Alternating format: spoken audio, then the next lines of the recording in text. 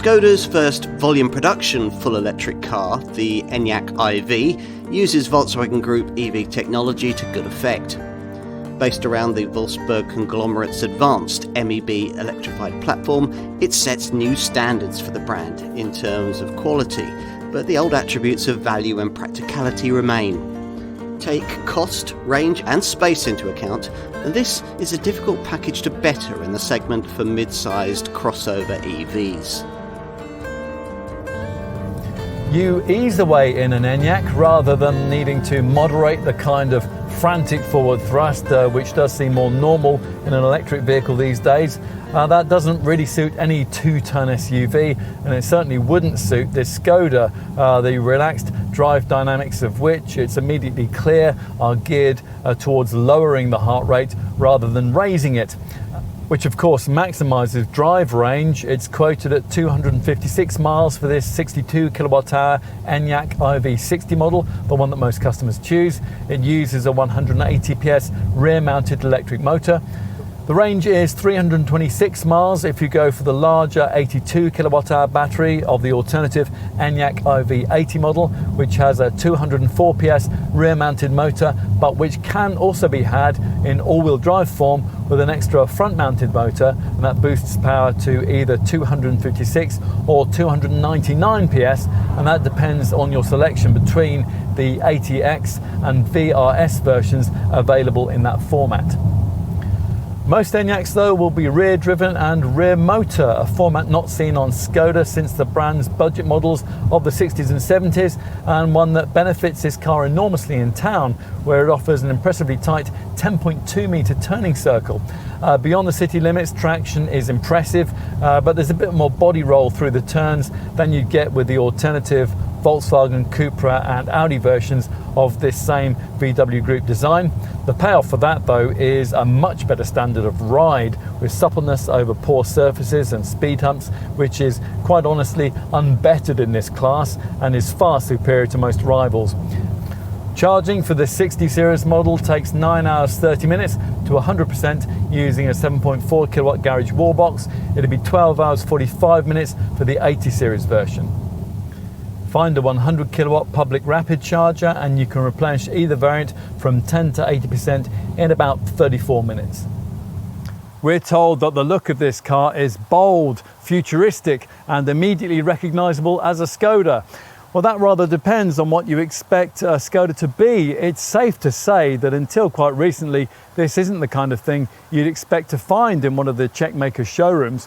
We're now in a new era though, one enthusiastically embraced here by Oliver Stefani's design team, who set out to create a powerfully elegant, full electric family SUV.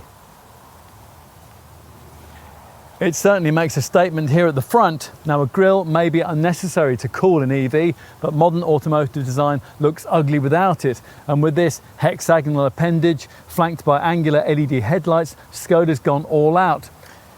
It's from the side that you realise the Enyaq is a larger, slightly more upmarket thing than, say, a Nissan Leaf or a Kia Niro. The near 4.7 metre length positions it closer in size to Skoda's spacious Octavia, and the wheels, between 19 and 21 inches in size, the largest ever fitted as standard to a Skoda, remind you that this is the VW Group's Czech alternative to an ID.4, not an ID.3. A bit like its cousin, the Audi Q4 e-tron, this Skoda is available both in this conventional form and also with a separate body style offering a slightly sportier silhouette. In that sportback style, it's called the Enyaq Coupe.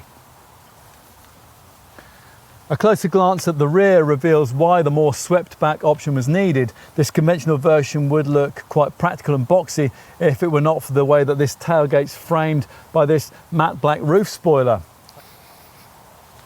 Enough with the outside, let's take a look in the cabin.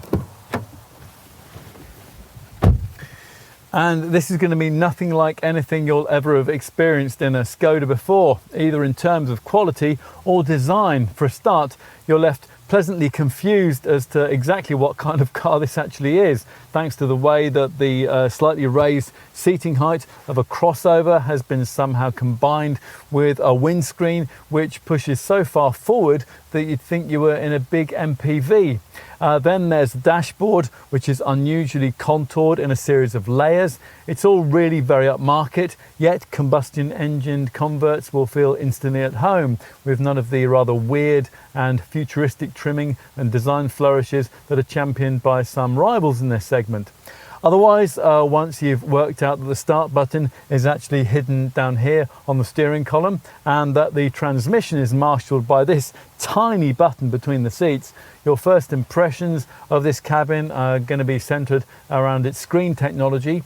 Now, the Enyaq IV ignores the current trend for portrait center displays, but this 13-inch landscape orientated monitor is still fashionably big. Nor thankfully has Skoda been tempted to follow the Tesla trend for mounting driving instruments onto it. These sit instead in a conventionally binnacled colour screen that you view through this steering wheel here. What else? Well, the seats are just as good as they look too. They're generously proportioned and they're very supportive.